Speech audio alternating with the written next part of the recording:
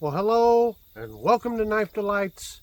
It's a thankful Thursday today. It's that wonderful open tag started by our great friend from the Great White North, Singing Toad. Thank you, Toad, for this wonderful open tag and the chance for us to say thank you. And today I just want to say thank you to, again, all the supporters, subscribers, everyone that comments, hits the like button, subscribed. The amount of support is just overwhelming. So in keeping with that, I do want to announce a couple sticker exchanges I did.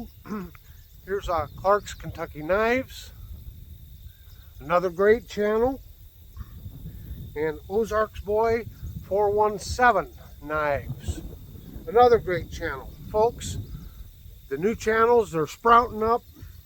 You know, let's weed them and water them and feed them, and let's let those channels grow. It benefits the whole knife community. So head over to those channels and subscribe.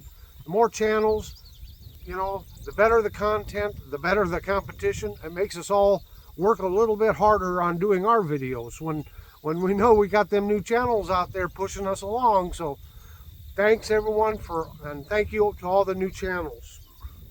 Today I want to do a salute and a thank you to Harold there at HT's EDC, and he started the Canoe Club, and I just want to formally recognize that I did get his sticker, and somehow they must have loosened their membership requirements because he let me be a member of the Canoe Club. So to go over canoes, well, I thought naturally we got to have some water behind us here, right? So the observation deck is that direction, about 200 yards. This is a drainage ditch here that drains some of the farm fields out and carries the water away. You can see there's still quite a bit of water in it, but due to heavy rains and recent flooding and stuff, you can see the high water mark was quite a ways up the bank. So this steep and really deep ditch was really full of water. Okay, let's see some canoes here. Let's start with, let's start with this one here. This is an interesting one. This is a marbles, and it's got the ram horn covers to it. And they don't seem to be in stock anymore, and I'm kind of upset. I should have ordered 2 or 3 of them. This is just a beautiful, beautiful canoe pattern here. Of course, marbles, it's just the name now. They're manufactured overseas. But I really love this ram's horn. And it is etched on the blade. See if we can get that up there. So yeah, number 1, this beautiful marbles. Now I was trying to do some research on the canoe pattern. It's pretty sketchy, but it seems to be around in 1920 a tariff was finally passed. A tariff on like German and English knives being imported. So the knife historians kind of refer to the 1920s era as the golden age of cutlery here in the US. And we think, they believe anyway, around the 1920s is when someone started making the canoe knife. It's a distinctive American pattern, although not a lot of companies made canoes. Now this is a case baby Butterbean with the blue ice synthetic, and it has the Ichthus shield to it. You know me and that Ichthus shield. I get every one of them I can. So the baby Butterbean just means it's a miniature canoe. I'll just put them up here side by side, kinda. You can see the difference in size. So here's another case, and this is the America's Navy. It's got the antique bone, and they did just a beautiful job with that antique bone. And then here it says America's Navy on that bolster, and then you've got a battleship etched in there, and then over here is the eagle holding the anchor. So just a beautiful knife. What other cases have we got here? Oh, this is from this year. Again, I gotta have them ones with the Ichthus shield on it. So this is the Seafoam green G10 with the Ichthus shield. And I was fortunate enough to get one that says first production run. I hope that's coming through. I can't tell. But yeah, just a beautiful, beautiful knife. And I'm not going to run through all the specs. They're pretty much all the same. But yeah. What else do we got in here?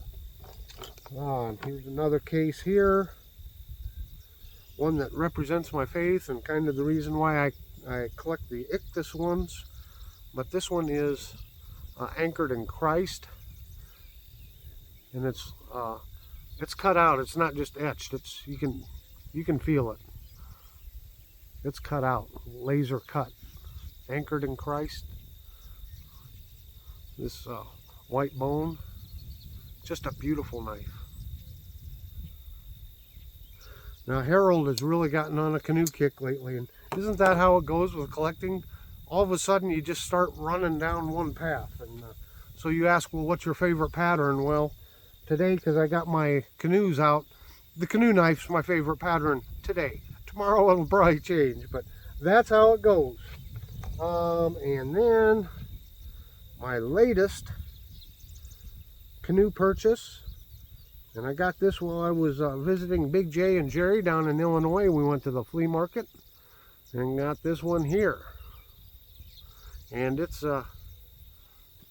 laser engraved there on the blade. Again, I can't tell if this is coming through or not, but you got the Indian in the canoe paddling away there. Yeah, just a beautiful, beautiful canoe. Now, I think that's it for all of my case canoes, but I do have some buck canoes, and I think this buck canoe here is the first canoe I ever bought. I remember because this was when I first started getting into collecting, and I thought, oh, buck knives. I didn't really check the page or check anything. I just saw it was a buck. I ordered it, and I was so surprised and kind of upset a little bit when I found out it was made in China, because I was under the perception all buck knives were made in the U.S. But certainly with their slip joints anymore, most of them are made overseas, unfortunately. But this is just the natural wood grain. But I know they're made overseas. We wish they were made here, but they're still fine knives. They're good quality knives. I don't know if they're still available on the website or not, but they did come out with the canoe in Burlwood. And they did just a fantastic job with this Burlwood. I got several patterns in the Burlwood, the large and medium-sized stockmans and that. This Burlwood is just gorgeous. And these blades are sharp. I mean sharp out of the box. And I know that because you could find these in Walmart at one time. I don't know. I haven't seen them for a couple years now. Oops, that's the case. Here it is. Sorry. In the jig bone. Again, buck. Now this one has sprung a leak in it. I need to get it fixed. You see the shield's missing. I've got the shield. I just got to get it glued back in. For some reason, that's the first time I've ever had a knife with the shield pop out on it. But luckily I didn't lose the shield. But yeah, I have carried this quite a bit and used this a lot. This knife bit me. Yeah, I had to have my band-aids handy on this one because, boy, this baby was sharp right out of the box. Okay, I believe I've done the rundown on all of my canoes. Once again, Harold, thank you so much for starting the canoe club. Thanks for letting me sneak in the back door and join. And I just want to encourage everybody, please check my playlists. I've got lots of wonderful videos there. Lots of knife reviews. Knives I don't always show all the time, but I've done a review on them, so a lot of great content there. And again, thanks to Singing Toad and to everybody else in this wonderful community. And until next time, have a very delightful day.